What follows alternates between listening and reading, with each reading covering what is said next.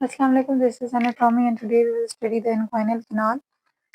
ये एक काफ़ी इम्पोर्टेंट स्ट्रक्चर है और यहाँ से हमारे पास काफ़ी इम्पोर्टेंट मतलब ये काफ़ी इम्पोर्टेंट कैनाल है और ऐसे स्ट्रक्चर्स पास करते हैं। और अगर यहाँ से एक ये पोटेंशियली वीक स्पेस है जहाँ से अगर स्ट्रक्चर्स अराइज कर जाए तो हमारे पास हर्निया वगैरह हो जाता है। और स्ट्रेनिंग और कफिंग में यही हर्निया की कॉज बनती है। ठीक है, तो हमारे पास इन्ग्वाइनल कैनाल होती क्या है? Basically it is an oblique canal. ठीक है, it is an oblique canal जो कि एक्सटेंड करती है from the superficial inguinal ring. Superficial inguinal ring से एक्सटेंड करेगी to the deep inguinal ring. ठीक है, to the deep inguinal ring. ठीक हो गया। अच्छा, अब हम देख लेते हैं कि सुपरफिशियल और डीप इन्ग्वाइनल रिंग होती क्या है। जो हमारे पास सुपरफिशियल इन्ग्वाइनल रिंग है, ये हमने पहले भी बताया था कि एक्सटर्नल ऑब्लिक की सॉरी एक्सटर्नल ऑब्लिक की एपिनेरोसिस में हमारे पास एक ट्रायंगुलर डिफेक्ट होता है। ठीक है, जिसको हम कहते हैं सुपरफिशियल इन्ग्वाइनल रिंग। और ये हमारे पास ट्रांसवर्सालिस फेशिया में, ठीक है, एक सर्कुलर डिफेक्ट होता है जिसको हम कहते हैं डीप इन्ग्वाइनल रिंग। और इन दो से हमारे पास जो चीज़ पास कर रही होती है एक रिंग, सॉरी एक क्या कहते हैं, एक कैनाल पास कर रही होती है, उसको हम कहते हैं इन्ग्वाइनल कैनाल। ठीक हो गया। तो अब ये होता है कि ये आपके पास सुपर डीप इन्ग्वाइनल रिंग है और ये आपके पास क्या है, सुपरफिशियल इन्ग्वाइनल रिंग। तो यहाँ से जो एक कैनाल एक्सटेंड कर रही होती है फ्रॉम हेयर टिल हेयर, उसको हम कहते हैं इन्ग्वाइनल कैनाल।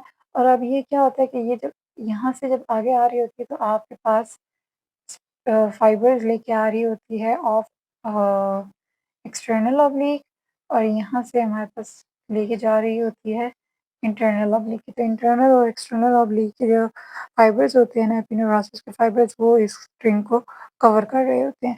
ठीक हो गया।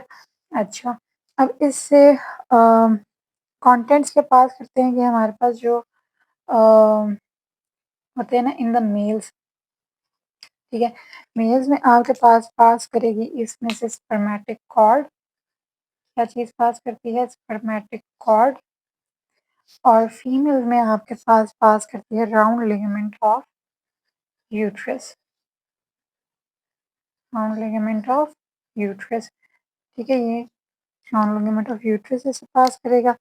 ये किसमें है? फीमेल्स में। सही हो गया, ये इसके क्या आ गए? कॉन्टेंट्स आ गए। सही हो गया। अच्छा, अब ये है कि हमने इसकी रीजन एंड रीजन देख ली। कुछ हम लोग इसकी और बता दें कि ये एडल्ट्स में ना ये होती है ऑब्लिक। ठीक है, लेकिन जो इन्फेंट्स होते हैं ना, इनमें ये स्ट्रेट होती है। और जैसे जैसे बेबी ग्रो करता है तो ये स्ट्रेट से चली जाती है इनटू द स्ट्रेट से हो जाती है ऑब्लिक पैसेज। ठीक हो गया। अब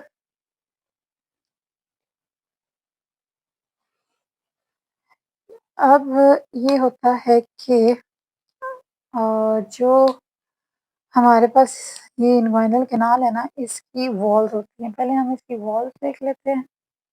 ठीक है, ये पहले ये देख लेते हैं। अच्छा, ये जो डीप इन्ग्वाइनल रिंग होती है ना, ये प्रेजेंट होती है midway between the anterior superior iliac spine.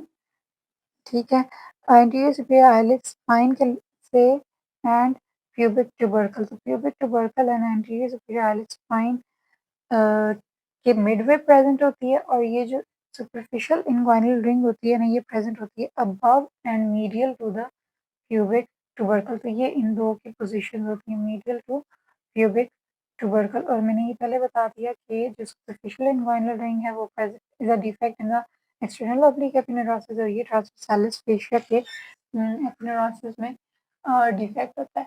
ठीक हो गया। अच्छा, अब इसकी हमने वॉल्स देखनी है। वॉल्स में हमारे पास एंटीरियर वॉल आती है, ठीक है, और पोस्टीरियर वॉल्स आएगी, सुपीरियर आएगा, सुपीरियर रूफ और इंफीरियर फ्लोर आ जाएगा, ठीक है। अच्छा, अब एंटीरियरली ये होता है कि ये एंटीरियर वॉल है, सही है। यहाँ पे बना लेते हैं ये, यहाँ पे क्या है, एंटीरियर वॉल। तो एंटीरियर वॉल जो बनी हुई होती है ना, that is formed by the aponeurosis of external oblique and internal oblique, ठीक है। वो दोनों एपिनेरोसिस मिलकर क्या बना रही होती हैं, एंटीरियर वॉल, सही हो गया। अच्छा, ये पूरी इनगुइनल कैनाल की अभी हम और भी देखते हैं। अब हमने पढ़नी है ये posterior wall.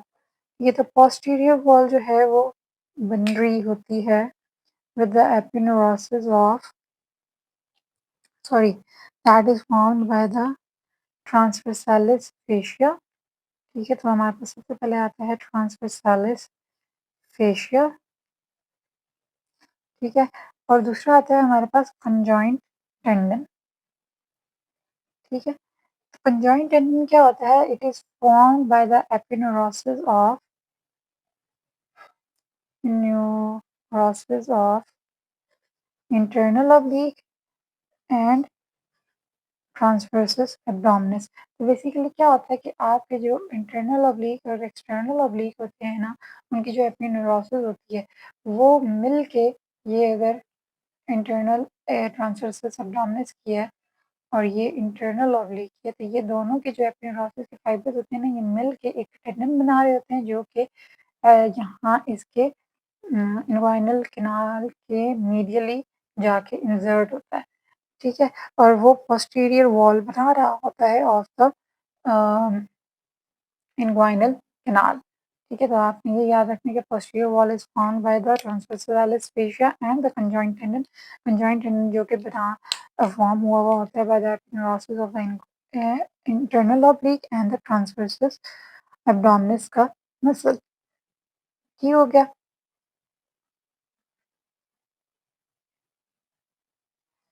Then we have the superiorly और we have the roof, ठीक है। तो रूफ में अभी बताया कि आपके पास यहाँ से ट्रांसवर्सस एब्डोमिनस और इंटरनल ऑब्लिक की एपिनेरोसिस होती है, तो वो वो ऐसे जाके यहाँ पे टेंडन बना रही होती है।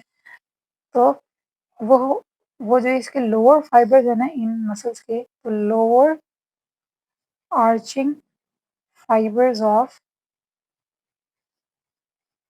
Internal oblique and transversus abdominis वो आ जाएंगे इसकी रूफ में।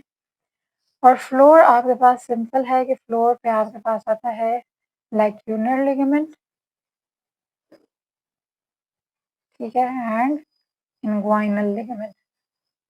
और वो हमने पढ़ा था कि किससे बन रहा होता है, बाय द एक्सटर्नल ऑब्लिक की एपिनेरोसिस से वो अपने अराउंड फोल्ड होता है और वो क्या बना रहा होता है, इनग्वाइनल लिगामेंट।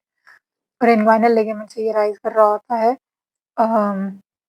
क्या, लैक्यूनर लिगामेंट। तो ये इसकी वॉल्स हैं, यही इसकी इम्पोर्टेंट क्वेश्चन है, वाइवा क्वेश्चन जो आपसे पूछा जाता है, ठीक हो गया। और इसमें मैंने क्या बताना था कि जो हमारे पास होती है एक्सटर्नल ऑब्लिक की एपिनेरोसिस, ठीक है, ये स्क्रोटम में आप पार्ट्स बताएंगे, ठीक है। स्क्रोटम में ये बनाती है एक्सटर्नल स्पर्मेटिक फेशिया, ठीक है। ये मैं इसलिए बता रही हूँ, ये आगे बेसिकली स्पर्मेटिक कॉर्ड का पार्ट है। ये स्पर्मेटिक कॉर्ड जो इसके कंटेंट्स में आ रही है, ये भी हमने नेक्स्ट लेक्चर में डिटेल में डिस्कस करनी है, लेकिन ये भी इसलिए बता रही हूँ क्योंकि यहाँ पे लिखा है, ठीक है। तो बच्चे कह रहे थे कि ये तो इसने बताया नहीं, तो बता देते हैं भाई हम ये भी। तो ये एक्सटर्नल स्पर्मेटिक फेशिया बना रही है।